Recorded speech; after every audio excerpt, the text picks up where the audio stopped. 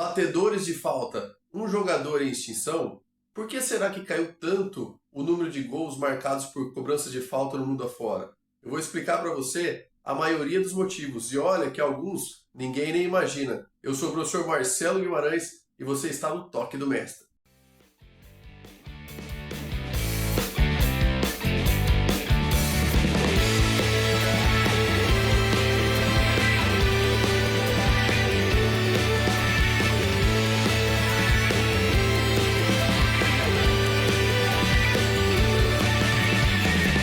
É uma boa discussão. Será que realmente não temos mais bons batedores de falta como antigamente? Eu acho que é uma ótica muito pobre se a gente olhar simplesmente pro batedor de falta, pensando que caiu muito a incidência de gols, de cobranças de falta no Brasil e no mundo. Mas é muito pobre a gente culpar simplesmente a falta de batedores. A gente pode olhar por uma outra ótica. Eu vou mostrar para você 3 motivos e depois vou dar uma dica valiosa para quem trabalha com base de como otimizar o seu treinamento de falta. Mas os 3 motivos eu vou explicar por que caiu tanto a incidência de gols e a gente não olha por esse lado.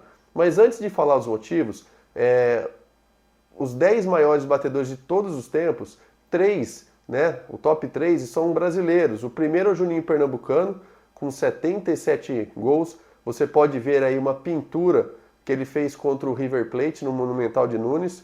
É um gol que ficou gravado aí até como música da própria torcida vascaína. E seguido do Juninho, que tem 77 gols, a gente tem o Rei Pelé, nada mais, nada menos do que ele, e Ronaldinho Gaúcho, tá? Então a gente vê, ambos com 70 gols, a gente vê que no futebol moderno poucas pessoas vão chegar muito próximo a esse número. E aí a gente pensa, por que será? Dá uma olhadinha nesses vídeos e vê as defesas desses goleiros. O que você acha se eles tiveram muita dificuldade para pegar essas bolas?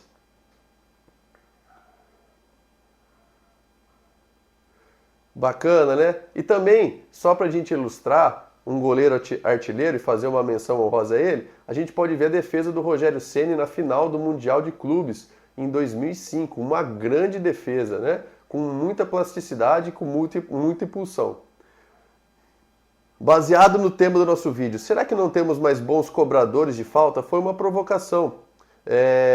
Diminuiu sim o número de batidas de falta nos treinamentos, as faltas analíticas, repetições analíticas do gesto motor, isso sim reduziu muito pela quantificação de carga, principalmente no futebol profissional, o que é um erro. A gente tem que tentar chegar um pouquinho, aumentar um pouquinho mais o número de repetições motoras para as batidas de falta. Esse sim é um dos motivos, mas ele é muito pobre perto dos outros 3 motivos que eu vou listar para você. O primeiro grande motivo, o aumento na envergadura e estatura do goleiro de futebol.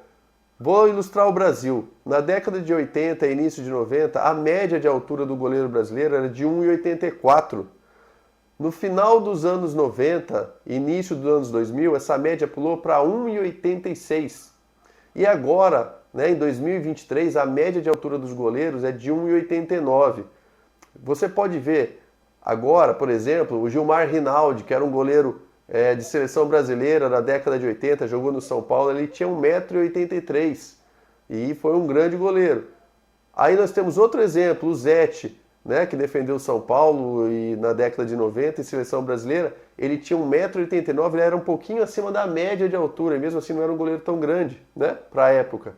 E agora, nos anos 2023, a gente tem o Cássio encerrando a carreira praticamente, com 1,96 m, a gente já chama ele de gigante, mas quem vai assumir o lugar dele provavelmente, o Carlos Miguel, tem 2,04 m.